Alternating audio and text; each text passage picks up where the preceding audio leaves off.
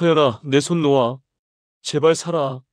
차가운 남미의 바다, 거대한 유람선이 기울어지며 굉음을 내던 그날 밤, 남편은 구명보트에 저를 태우고는 스스로를 희생했습니다.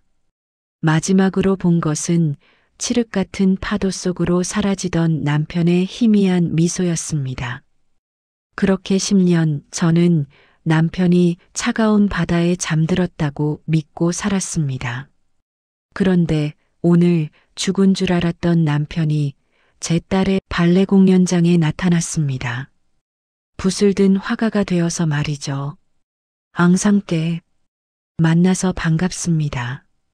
유창한 불어로 인사를 건네는 저 남자의 눈빛에는 저에 대한 기억이 티끌만큼도 남아있지 않습니다. 도대체 지난 10년 동안 그에게 무슨 일이 있었던 걸까요? 본격적인 이야기 시작 전 구독과 좋아요 부탁드립니다. 지금 어디서 듣고 계신가요? 댓글 남겨주시는 그곳에 오늘 하루 기분 좋은 행운이 가득하기를 진심으로 기원하겠습니다. 국립발레단 수석 무용수가 된 딸 예은이의 첫 주연 공연 날이었습니다. 오후 6시 저는 대극장 백스테이지 복도에 서 있었습니다. 호텔 총괄 셰프라는 직업 탓에 늘 주방에 묶여 지냈지만 오늘만큼은 만사 제쳐두고 이곳을 지키기로 했습니다. 분장을 마친 예은이가 대기실 문을 살짝 열고 고개를 내밀었습니다. 엄마, 떨려. 첫 주연이라서 그런가 봐. 괜찮아. 넌 잘할 거야. 아빠도 하늘에서 보고 계실 거고. 저는 딸의 손을 꼭 잡아주었습니다. 10년 전 남편을 잃고 홀로 키운 딸. 그 아이가 이제 무대 위에서 빛나는 백조가 되어 날아오르려 하고 있었습니다. 공연이 시작되었습니다. 객석에 앉아 예은이의 우아한 몸짓을 보는 내내 눈물이 멈추지 않았습니다. 차이콥스키의 선율이 극장을 가득 채우고 딸의 하얀 튀티가 조명 아래서 반짝이는 모습은 한편의 꿈 같았습니다. 피날레가 끝나고 쏟아지는 박수갈채 속에 로비로 나왔을 때 예술재단 박 이사장님이 환한 미소로 다가왔습니다. 한 셰프, 오늘 예은이 정말 훌륭했어요. 그리고 내가 특별한 손님을 모셔왔습니다. 프랑스에서 활동 중인 천재 화가 루이 씨예요. 발레를 주제로 작품 활동을 하시는데 오늘 공연에 깊은 감명을 받으셨다고 하더군요. 이사장님 옆에 서 있던 남자를 본 순간 제 심장이 멈춘 것 같았습니다. 희끗해진 머리카락, 특유의 날렵한 턱선, 그리고 깊은 눈매. 세상이 무너져도 절대 잊을 수 없는 얼굴이었습니다. 바로 제 남편 강준우였습니다. 앙상떼 엔챈트, 만나서 반갑습니다, 부인. 하지만 그는 저를 전혀 모르는 사람처럼 공손하면서도 낯선 미소로 불어로 인사를 건넸습니다. 손에 든 스케치북에는 무대 위 발레리나들의 섬세한 연필 스케치가 가득했습니다.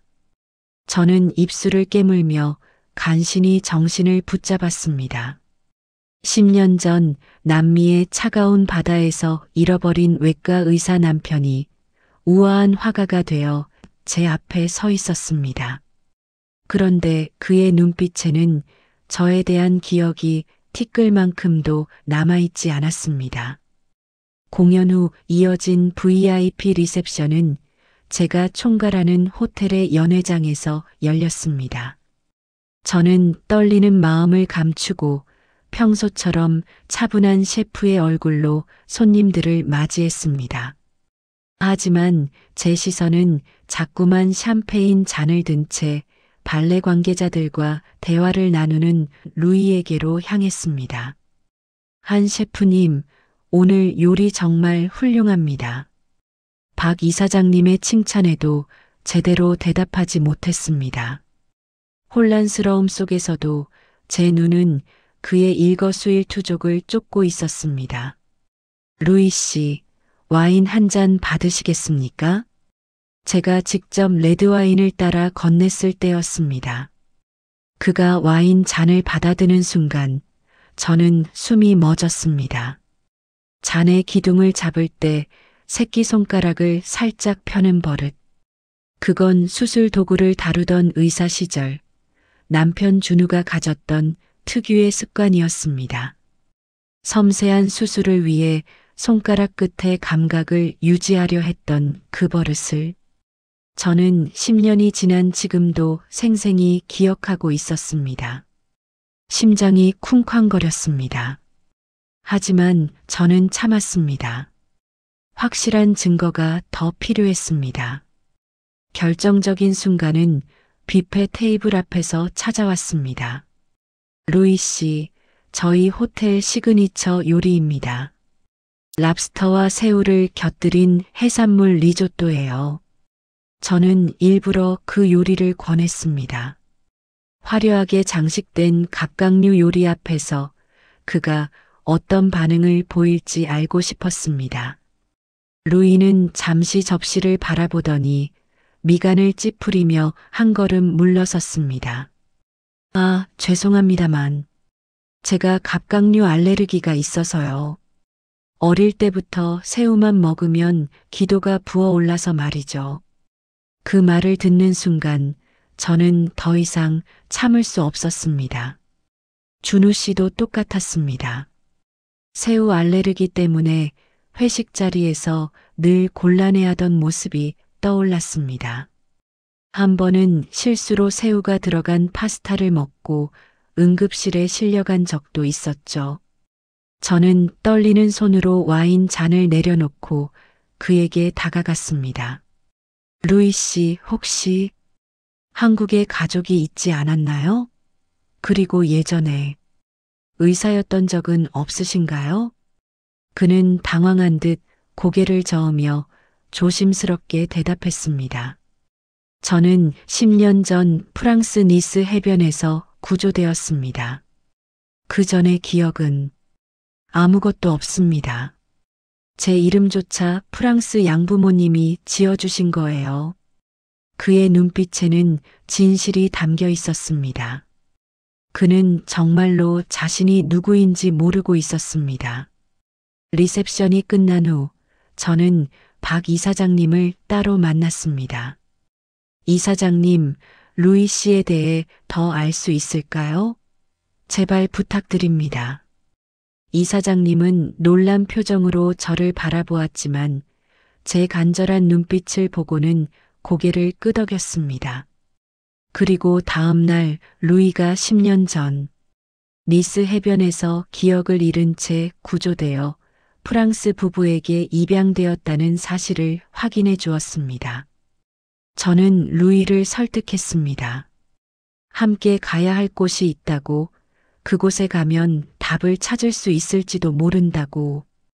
다음 날 오전 우리는 남편이 근무했던 서울대학병원에 도착했습니다. 이곳이 어디죠? 루이가 불안한 표정으로 물었습니다. 당신이, 아니, 제가 알던 사람이 일했던 곳이에요. 병원 로비에 들어서자마자 소독약 특유의 날카로운 냄새가 코를 찔렀습니다. 복도를 지나는 의료진들의 분주한 발걸음, 멀리서 들려오는 환자들의 신음소리, 그리고 갑자기 응급실 쪽에서 앰뷸런스 사이렌이 요란하게 울려 퍼졌습니다. 루이의 얼굴이 창백하게 변했습니다. 이곳 정원, 여기가 수술 끝나면 커피 마시던 곳이에요. 저는 그를 병원 뒤편 작은 정원으로 데려갔습니다. 벚나무 아래 낡은 벤치, 10년 전 남편이 힘든 수술을 마치고 나면 늘 앉아있던 그곳이었습니다. 루이는 갑자기 넥타이를 풀며 목을 감쌌습니다. 이마에 식은땀이 송골송골 맺히기 시작했습니다. 머리가 머리가 깨질 것 같아요. 그는 비틀거리며 벤치에 주저앉았습니다. 떨리는 손으로 자신의 손바닥을 내려다보았습니다. 붓을 쥐는 화가의 손이지만 과거 수많은 생명을 살려냈던 의사의 손. 바로 그때 또다시 앰뷸런스가 도착했습니다. 삐뽀삐뽀. 붉은 경광등이 빙글빙글 돌아가며 그의 얼굴을 비췄습니다. 루이의 동공이 거칠게 흔들렸습니다. 으윽. 그는 머리를 감싸쥐고 신음했습니다. 무의식 속 깊은 곳에 잠겨있던 트라우마가 제가 주방에서 매일 쓰는 칼처럼 날카롭게 그의 뇌리를 파고들고 있었습니다. 괜찮아요? 루이 씨. 제가 그의 어깨를 잡았을 때 루이는 허공을 응시하며 중얼거렸습니다. 피. 너무 많은 피. 구할 수 없어. 구할 수가 없어. 10년 전 유람선 사고 당시 그가 목격했을 장면들이 파편처럼 떠오르고 있었습니다. 의사로서 아무것도 할 수 없었던 무력감, 사랑하는 가족을 구명보트에 태우고 홀로 남아야 했던 절망. 그 모든 기억이 봉인을 풀고 그를 짓누르기 시작했습니다. 으악! 루이는 머리를 감싸쥐고 비명을 질렀습니다. 저는 그를 붙잡으려 했지만 그는 벤치에서 미끄러지듯 바닥에 무릎을 꿇었습니다. 마치 퍼즐 조각들이 강제로 맞춰지듯 파편처럼 흩어졌던 기억들이 그의 머릿속에서 재조립되기 시작했습니다. 서연아, 내 손 놓아. 10년 전 남미 앞바다의 폭풍 후 거대한 유람선이 45도로 기울어지며 굉음을 냈던 그날 밤이 생생하게 되살아났습니다. 안 돼. 준우야, 같이 가자. 구명 보트에 매달려 있던 아내의 손. 차가운 바닷물에 젖어 미끄러지는 그 손을 억지로 떼어내며 밀어주던 순간. 그리고 떨어지는 유람선 파편에 뒤통수를 강하게 부딪히고 칠흑 같은 파도 속으로 가라앉던 기억. 의사. 나는 의사였어. 루이의 입술이 떨렸습니다. 차가운 바다를 며칠간 표류하다 프랑스 원양어선에 구조되었을 때 그는 이미 심각한 뇌 손상을 입은 후였습니다. 자신이 누구인지, 어디서 왔는지, 사랑하는 사람이 누구인지조차 모른 채 10년을 살아왔습니다. 프랑스 니스의 작은 마을, 따뜻한 양부모의 보살핌 속에서 화가로 새로운 삶을 시작했던 그 세월. 하지만 그는 늘 알 수 없는 공허함에 시달렸습니다. 캔버스에 그림을 그릴 때마다 왜인지 모르게 손이 떨렸고 바다를 볼 때면 설명할 수 없는 슬픔이 밀려왔습니다. 발레를 주제로 그림을 그리기 시작한 것도 무의식 속 어딘가에 남아있던 딸에 대한 기억 때문이었을지도 모릅니다. 눈물이 그의 뺨을 타고 흘러내렸습니다. 서연아.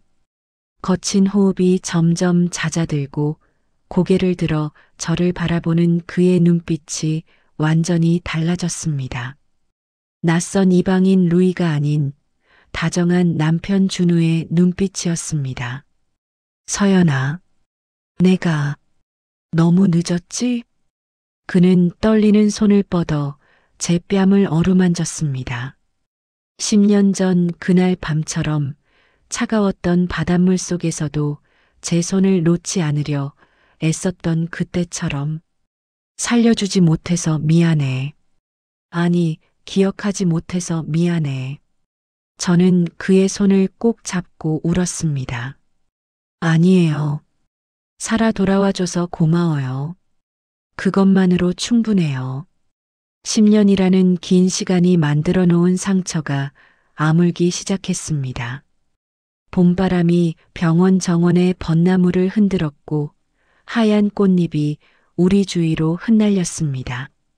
마치 축복처럼, 새로운 시작을 알리는 신호처럼. 준우는 천천히 일어서며 제 손을 더욱 단단히 잡았습니다. 예은이, 우리 딸을 만나러 가자. 우리는 곧장 예은이가 있는 국립발레단 연습실로 향했습니다. 차 안에서 준우는 계속해서 제 손을 놓지 않았습니다. 마치 다시 놓치면 영영 사라질까봐 두려운 듯 떨리는 손으로 제 손가락을 꼭 감싸 주었습니다. 예은이가 많이 컸을까? 당연하죠. 이제 23이에요. 당신 눈매를 꼭 닮았어요. 연습실 앞에 도착했을 때 안에서는 차이콥스키의 음악이 흘러나오고 있었습니다. 오후 연습을 마친 예은이가 땀을 닦으며 문을 열고 나오다가 복도에 서 있는 저와 낯선 남자를 보고 걸음을 멈췄습니다. 엄마, 무슨 일이야? 왜 울어? 예은이는 제 붉어진 눈을 보고 당황한 표로 다가왔습니다. 준우는 한 발짝 앞으로 나서며 떨리는 목소리로 딸의 이름을 불렀습니다. 예은아. 그 순간 시간이 멈춘 것 같았습니다. 예은이는 책상 서랍 깊은 곳에 간직해둔 아빠의 영정 사진을 떠올렸습니다. 어릴 적 발레 슈즈 끈을 동여맬 때마다 그 사진을 꺼내보며 아빠, 오늘도 열심히 출게요라고 속삭이던 기억들. 그리고 지금 눈앞에 서 있는 이 남자의 목소리, 눈빛, 모든 것이 사진 속 그 사람과 겹쳐졌습니다. 아, 아빠. 예은이가 들고 있던 토슈즈가 바닥에 떨어졌습니다. 털컥 하는 소리와 함께 그 단단한 발레 슈즈가 복도 바닥을 굴렀습니다. 예은아, 아빠야. 늦어서 미안해. 준우의 목소리가 완전히 깨졌습니다. 아빠. 예은이는 주저없이 달려와 준우의 품에 안겼습니다. 세 사람은 그렇게 복도 한가운데서 서로를 부둥켜 안고 오열했습니다. 아빠 진짜야? 꿈 아니야? 응, 진짜야. 아빠가 돌아왔어. 10년 동안 흘리지 못했던 눈물이 쏟아졌습니다.